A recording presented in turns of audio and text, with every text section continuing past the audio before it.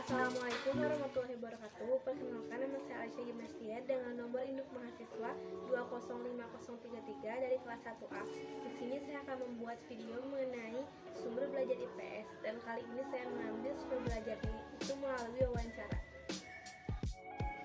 Saya kali ini mengambil materi dari kelas 7 SMP di Sitar Baru, yaitu kompetensi dasar 4.3, yaitu menjelaskan hasil analisis tentang konsep interaksi antara manusia dengan ruang sehingga menghasilkan berbagai kegiatan ekonomi seperti produksi, distribusi, konsumsi, permintaan, dan penawaran, dan interaksi antar ruang untuk keberlangsungan kehidupan ekonomi, sosial, dan budaya Indonesia.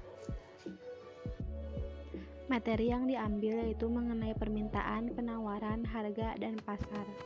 Alasan saya mengambil sumber belajar wawancara ini karena menurut saya kompetensi dasar yang saya ambil dengan sumber belajar wawancara ini sangat relevan, di mana kita bisa menanyakan langsung kepada narasumbernya bagaimana kondisi di sana dan bagaimana pendapat mereka tentang apa yang akan kita pertanyakan.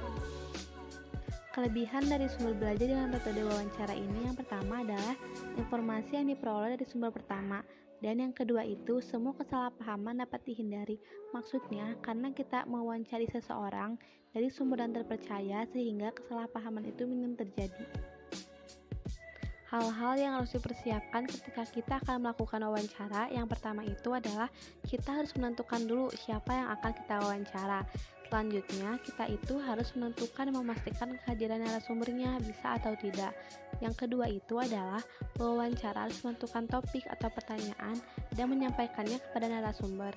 Yang ketiga itu adalah wawancara harus menentukan tempat dan waktu melaksanakan wawancara dan harus mengonfirmasikan narasumber perihal cara melakukan wawancaranya atau teknis dalam wawancaranya.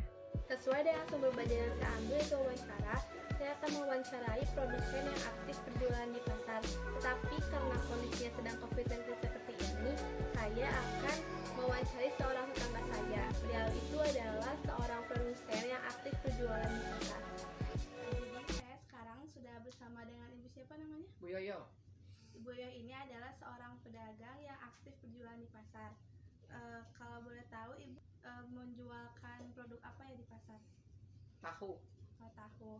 Ya. Di mana ibu biasanya berjualan? Salengka. Di pasar Pasar Salengka. Ya. Kalau untuk tempat produksinya, apa ibu punya pabrik sendiri atau bagaimana? Pabrik sendiri. Pabrik sendiri. Ya. Kenapa ibu memilih berjualan di pasar dan menjadi seorang pedagang? Karena ada yang kerjaan lain. Oh, jadi dari dulu gitu dari ya? dulu. Ya. Jualan tahu. Kalau konsumennya itu atau pembelinya itu biasanya sudah langganan atau bagaimana, Bu? Iya, langganan. Langganan biasanya dari yang berjualan juga atau bagaimana? Untuk warungan. Oh, untuk warungan ya. Kan sekarang sedang ada kondisi COVID-19 seperti ini ya. Apakah permintaan dalam pembeliannya menurun? Menurun. Pasti menurun. Apakah besar penurunannya, Bu? Besar. Besar. Bagaimana ibu menghadapi jika ada kenaikan harga bahan baku, seperti misalnya ada kenaikan harga kacang gitu secara mendadak? Apakah harga jualnya juga dinaikkan atau bagaimana? Belum dinaikkan. Ya rugi, gak ada untung. Oh, jadi rugi ya, Iya. kalau ada. Belum ada naik tahunya. Tapi tidak dinaikkan gitu harganya Belum. ya.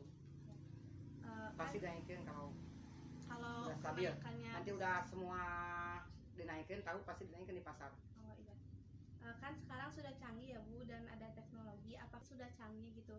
Iya. Apakah ibu merasa terbantu dan lebih praktis gitu? Terbantu. Ya. Apa harapan ibu ke depannya melihat kondisi sekarang yang sedang adanya pandemi COVID-19 ini?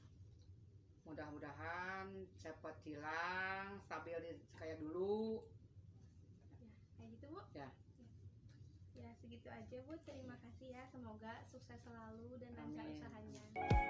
Selain saya mewawancari produsen yang aktif berjualan di pasar, saya juga akan membahas mengenai apa sih fungsi dan peran pasar bagi masyarakat sekitar. Saya akan melakukan wawancara online melalui WhatsApp kepada teman-teman dan tetangga saya untuk menanyakan hal tersebut. Ini Ini merupakan hasil screenshot dari wawancara online yang saya lakukan kepada teman-teman saya. Dapat disimpulkan bahwa pasar itu sangat berperan penting terhadap masyarakat, karena sebagai sarana pemenuh kebutuhan masyarakat, dan COVID-19 juga berpengaruh terhadap permintaan, penawaran, dan harga di pasar, di mana permintaan, penawaran, dan harga di pasar itu bisa saja naik atau turun sesuai dengan ketersediaan barang dan kebijakan penjualnya. Ya, video dari saya. Terima kasih.